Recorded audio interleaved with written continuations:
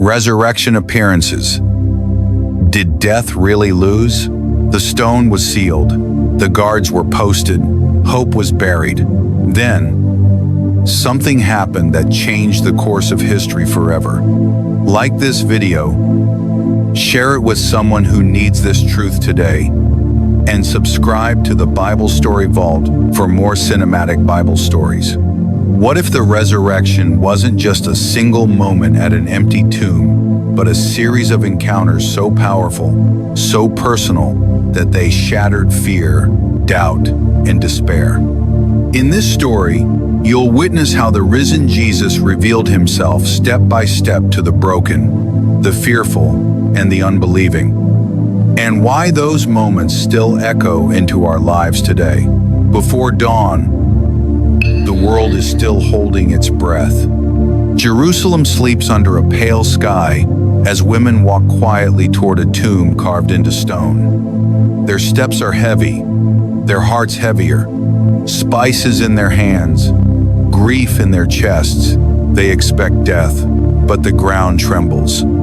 The stone is rolled away, and the tomb, once sealed by Roman authority, is empty. Light spills into darkness. Linen cloths lie folded where a body should be.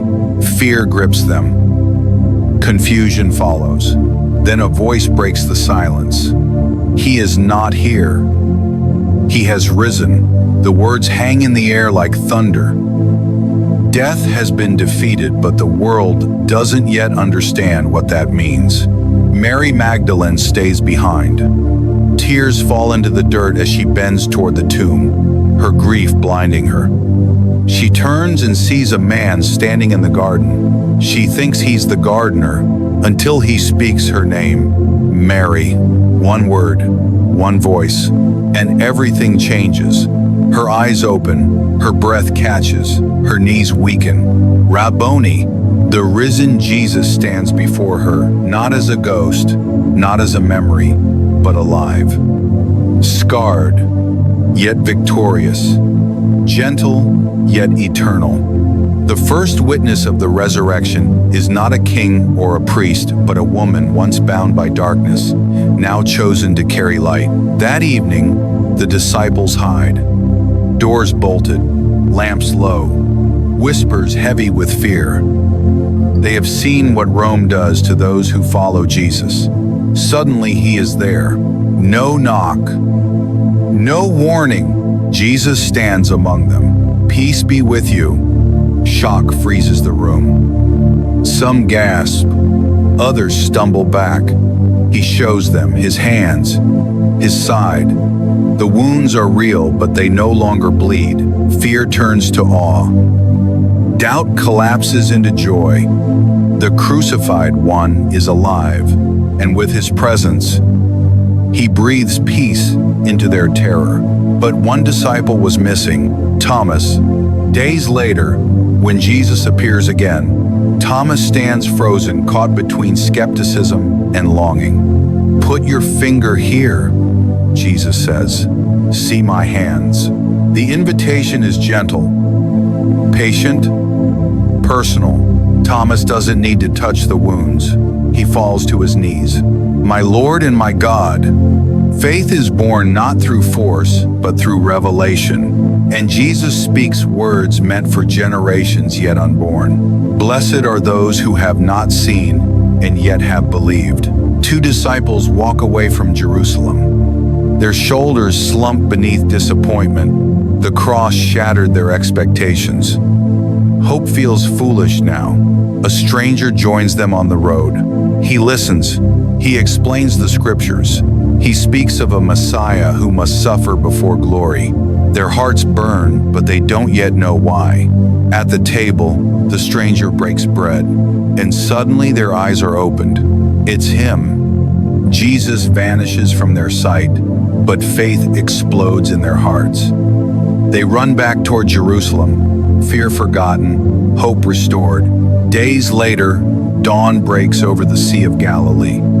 Peter stands in shallow water, ashamed. The last time he saw Jesus, he denied him 3 times. On the shore, a fire burns. A voice calls out, Cast your nets on the other side. The nets fill instantly. Peter knows. He dives into the water, racing toward grace.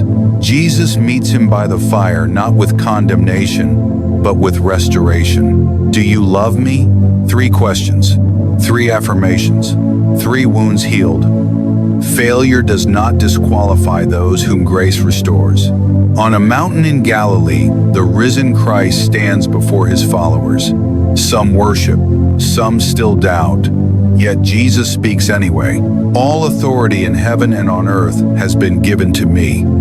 The resurrection is not just victory, it is commissioning. Go, teach, baptize, carry this life into the world. The story is no longer about a tomb. It's about a kingdom that cannot be shaken. 40 days after rising, Jesus leads them to the Mount of Olives. The sky glows. Wind stirs. Words hang unspoken. He lifts his hands and blesses them. Then he rises. Clouds receive him. Earth watches heaven open. 2 angels speak softly. This same Jesus will return. The resurrection is not the end. It's the promise of what's still coming. The resurrection appearances were not random. They were intentional. Jesus met the grieving, the fearful, the doubting, the ashamed. He still does. Resurrection means death does not have the final word. Failure is not permanent. Darkness does not win. The risen Christ steps into locked rooms, broken hearts, and lost roads and calls us by name. The tomb is still empty. The question is not whether Jesus is alive.